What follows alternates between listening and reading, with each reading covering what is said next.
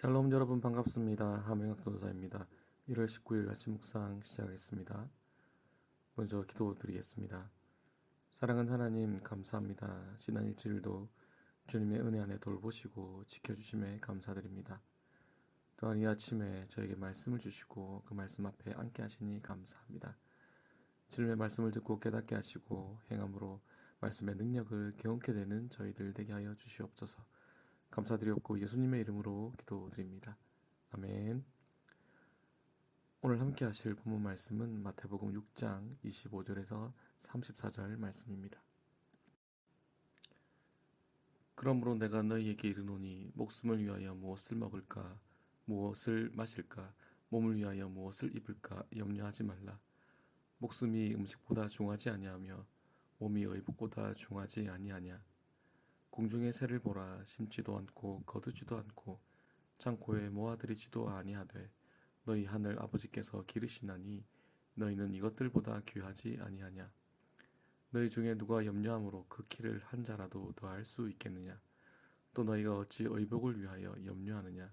들의 백합화가 어떻게 자라는가 생각하여 보라. 수고도 아니하고 길쌈도 아니하느니라. 그러나 내가 너희에게 말하노니 솔로몬의 모든 영광으로도 입은 것이 이 꽃 하나만 갖지 못하였느니라. 오늘 있다가 내일 아궁이에 던져지는 들풀도 하나님이 이렇게 입히시거든 하물며 너희일까 보냐. 믿음이 작은 자들아. 그러므로 염려하여 이르기를 무엇을 먹을까 무엇을 마실까 무엇을 입을까 하지 말라. 이는 다 이방인들이 구하는 것이라. 너희 하늘 아버지께서 이 모든 것이 너희에게 있어야 할 줄을 아시느니라. 그런즉 너희는 먼저 그의 나라와 그의 의를 구하라. 그리하면 이 모든 것을 너희에게 더하시리라. 그러므로 내일 일을 위하여 염려하지 말라. 내일 일은 내일 염려할 것이요 한날의 괴로움은 그날로 족하니라. 아멘. 오늘 아침은 생활의 염려로부터 벗어나는 길이라는 제목으로 하나님 말씀 함께 나누겠습니다. 2020년 OECD 국가들을 대상으로 한 우울증 유병률 조사에서 한국이 36.8%로 독보적 1위를 차지한 조사가 있었습니다. 현대인들의 마음의 감기라는 우울증의 유병률이 한국은 왜 이렇게 높은 것일까요? 조사에 따르면 코로나 감염병에 대한 두려움과 재정적 불안, 실업 요인 등이 확대되고 봉쇄 조치 등을 통한 사회적 연결망 해체와 함께 개인의 사회활동이 위축되면서 우울증과 불안 증상을 경험하는 인구가 늘었다는 분석입니다. 특히 1인 가구, 젊은 층, 사회경제적 지위가 낮은 사람들, 실업자 등의 정신적 고통 비율이 더 높았다고 합니다. 이는 즉 미래에 대한 두려움과 불안, 불확실성이 우울증 발생의 근원적인 원인이라고 할 수 있을 것입니다. 이 우울증이 심각한 이유는 우울증의 주요 증상인 자살에 이르게 할 수 있기 때문입니다. 아니나 다를까 2021년 한국의 자살 사망자 수는 13,352명으로 OECD 국가를 대상으로 한 조사에서 단연 1위를 기록하였으며 하루 평균 36.5명의 소중한 목숨이 스스로 목숨을 끊는 안타까운 조사를 보게 되었습니다. 그런데 이러한 두려움과 불안, 즉 염려는 예수님을 믿는 사람에게도 동일하게 찾아올 수 있다는 것을 우리는 알고 있습니다. 예수님을 믿고 살아가는 성도들조차 왜 이러한 염려 속에 살아가게 되는 것일까요? 그리고 그 염려는 어떻게 극복할 수 있을까요? 오늘 본문 말씀을 통해서 함께 생각해 보고자 합니다. 먼저 염려는 무엇일까요? 그리고 왜 염려는 생기는 것일까요? 염려란 분열되다, 나뉘다의 뜻을 가진 메리조에서 유래한 단어로 지나친 근심 걱정으로 인해 마음이 여러 갈래로 분열되는 상태를 뜻합니다. 즉 마음이 분열될 때 염려가 찾아온다는 것입니다. 그렇다면 우리 마음이 어떻게 분열되었다는 뜻입니까?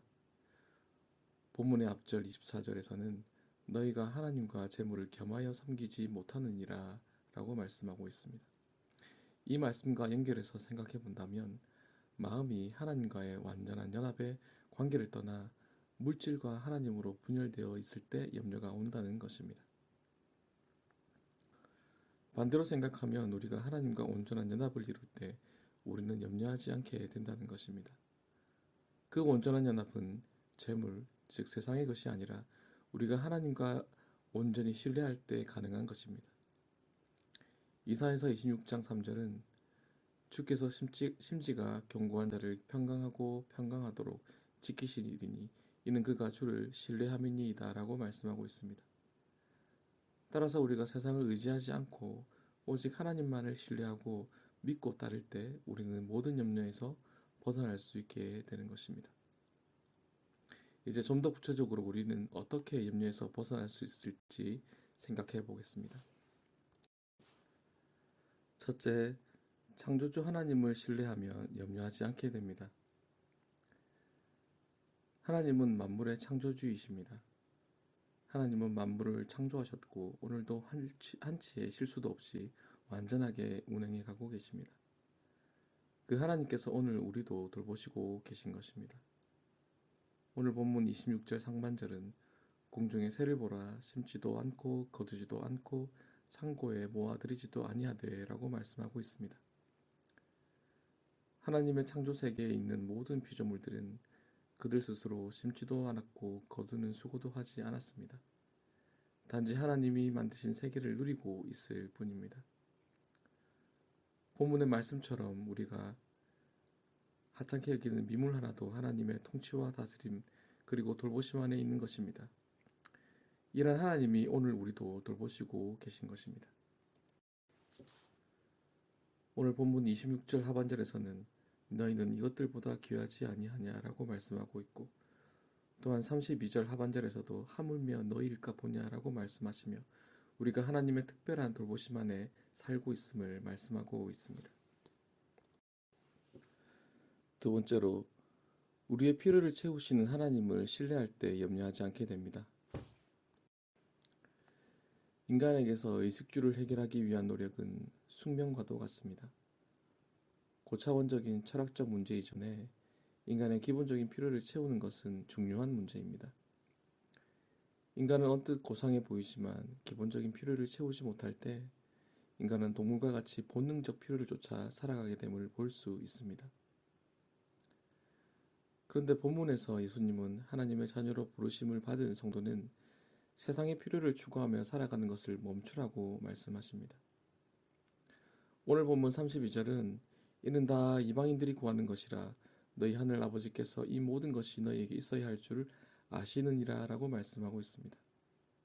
우리는 우리 자신이 우리의 필요를 가장 잘 알 것이라고 생각합니다. 그러나 하나님이 그 누구보다 우리의 필요를 가장 잘 아십니다. 그리고 그 필요를 하나님의 방법으로 공급하길 원하십니다. 그 방법은 바로 우리가 전능하신 하나님을 신뢰하는 것입니다. 얼핏 이 말씀을 잘못 이해하면 필요를 채우기 위한 우리의 모든 노력을 멈추라는 뜻으로 이해할 수 있습니다.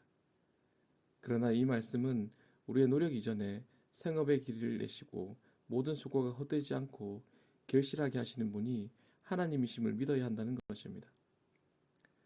하나님은 우리에게 신실하신 분이시며 이유 없이 고난으로 인도하시는 분이 아니십니다. 시편 36편 8절은 그들이 주의 집에 있는 살찐 것으로 풍족할 것이라 주께서 주의 복락의 강물을 마시게 하시리라 라고 말씀하고 있습니다. 사실 우리는 우리의 필요를 채울 능력이 없습니다. 단지 은혜로 하나님 안에 있는 그 풍성하심의 복을 받아 누리고 있을 뿐인 것입니다. 셋째, 궁극적으로 우리가 염려에서 떠날 수 있는 길은 먼저 하나님의 나라와 의를 구하는 삶에 있습니다.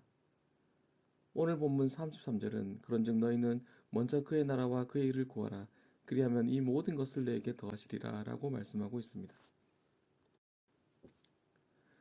우리의 염려는 삶의 필요에서 기원합니다. 따라서 세상 사람들은 그 필요를 쫓아 평생을 살아갑니다. 그러나 그 누구도 자신의 삶에 만족하고 살아가지 못하는 것 같습니다. 절대적 혹은 상대적 결핍 속에서 살아갑니다.